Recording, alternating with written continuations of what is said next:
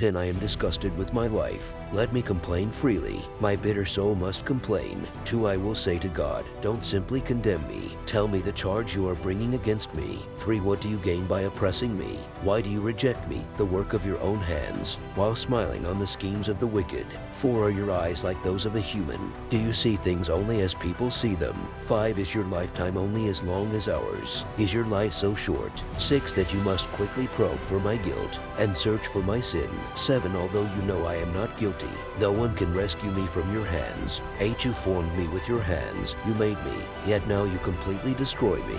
9 Remember that you made me from dust. Will you turn me back to dust so soon? 10 You guided my conception and formed me in the womb. 11 You clothed me with skin and flesh, and you knit my bones and sinews together. 12 You gave me life and showed me your unfailing love. My life was preserved by your care. 13 Yet your real motive, your true intent. 14 was to watch me, and if I sinned, you would not forgive my guilt. 15 If I am guilty, too bad for me, and even if I'm innocent, I can't hold my head high, because I am filled with shame and misery. 16 And if I hold my head high, you hunt me like a lion, and display your awesome power against me. 17 Again and again you witness against me. You pour out your growing anger on me, and bring fresh armies against me. 18 Why, then, did you deliver me from my mother's womb?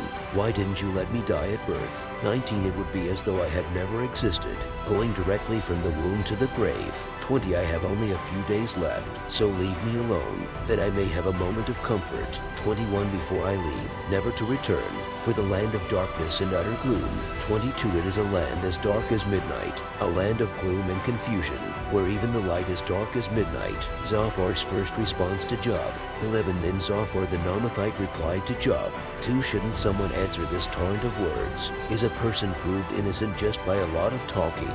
3 Should I remain silent while you babble on? When you mock God, shouldn't someone make you ashamed? 4 You claim, my beliefs are pure, and I am clean in the sight of God. 5 If only God would speak. If only he would tell you what he thinks. 6 If only he would tell you the secrets of wisdom. For true wisdom is not a simple matter. Listen, God is doubtless punishing you, far less than you deserve. 7 Can you solve the mysteries of God? Can you discover everything about the Almighty? 8 Such knowledge is higher than the heavens. And who are you? It is deeper than the underworld. What do you know? 9 It is broader than the earth, and wider than the sea. 10 If God comes and puts a person in prison, or calls the court to order, who can stop him? 11 For he knows those who are false, and he takes note of all their sins. 12 An empty-headed person won't become wise, any more than a wild donkey can bear a human child. 13 If only you would prepare your heart, and lift up your hands to him in prayer. 14 Get rid of your sins, and leave all iniquity behind you. 15 Then your face will brighten with innocence. You will be strong and free of fear. 16 You will forget your misery. It will be like water flowing away. 17 Your life will be brighter than the noonday. Even darkness will be as bright as morning. 18 Having hope will give you courage. You will be protected and will rest in safety. 19 You will lie down unafraid, and many will look to you for help. 20 But the wicked will be blinded. They will have no escape. Their only hope is death. Job's fourth speech, a response to Zophar. 12 Then Job spoke again. Do you people really know everything, don't you? And when you die, wisdom will die with you. 3 Well, I know a few things myself, and you're no better than I am. Who doesn't know these things you've been saying? 4 Yet my friends laugh at me, for I call on God and expect an answer. I am a just and blameless man, yet they laugh at me. 5 People who are at ease mock those in trouble. They give a push to people who are stumbling. 6 But robbers are left in peace, and those who provoke God live in safety, though God keeps them in his power. 7 Just ask the animals, and they will teach you. Ask the birds of the sky, and they will tell you. 8 Speak to the earth, and it will instruct you. Let the fish in the sea speak to you. 9 For they all know that my disaster has come from the hand of the Lord. 10 For the life of every living thing is in his hand, and the breath of every human being. 11 The ear tests the words it hears, just as the mouth distinguishes between foods. 12 Wisdom belongs to the aged, and understanding to the old.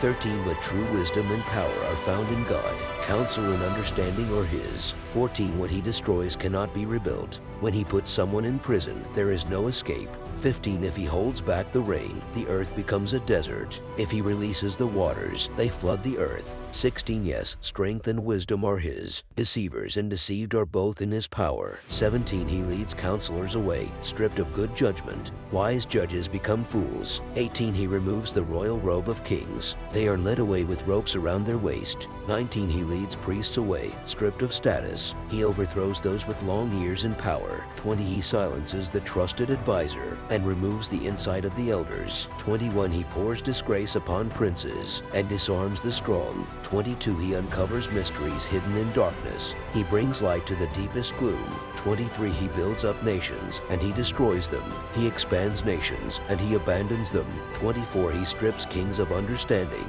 and leaves them wandering in a pathless wasteland. 25 They grope in the darkness without a light. He makes them stagger like drunkards. Job wants to argue his case with God.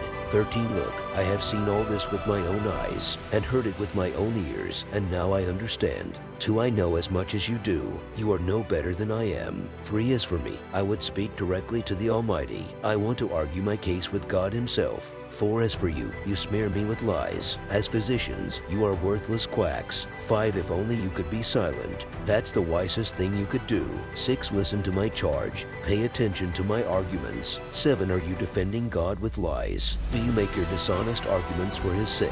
8 Will you slant your testimony in his favor? Will you argue God's case for him? 9 What will happen when he finds out what you are doing? Can you fool him as easily as you fool people?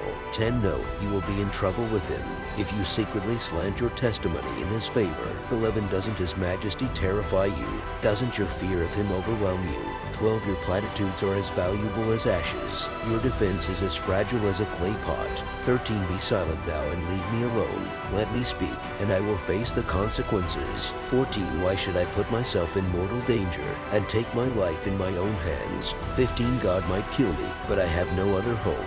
I am going to argue my case with him. 16 But this is what will save me. I am not godless. If I were, I could not stand before him. 17 Listen closely to what I am about to say. Hear me out. 18 I have prepared my case. I will be proved innocent. 19 Who can argue with me over this? And if you prove me wrong, I will remain silent and die. Job asks how he has sinned. 20 O God, grant me these 2 things, and then I will be able to face you. 21 Remove your heavy hand from me, and don't terrify me with your awesome presence. 22 Now summon me, and I will answer, or let me speak to you, and you reply. 23 Tell me, what have I done wrong? Show me my rebellion and my sin. 24 Why do you turn away from me? Why do you treat me as your enemy? 25 Would you terrify a leaf blown by the wind? Would you chase dry straw? 26 You write bitter accusations against me and bring up all the sins of my youth. 27 You put my feet in stocks. You examine all my paths. You trace all my footprints. 28 I waste away like rotting wood, like a moth-eaten coat.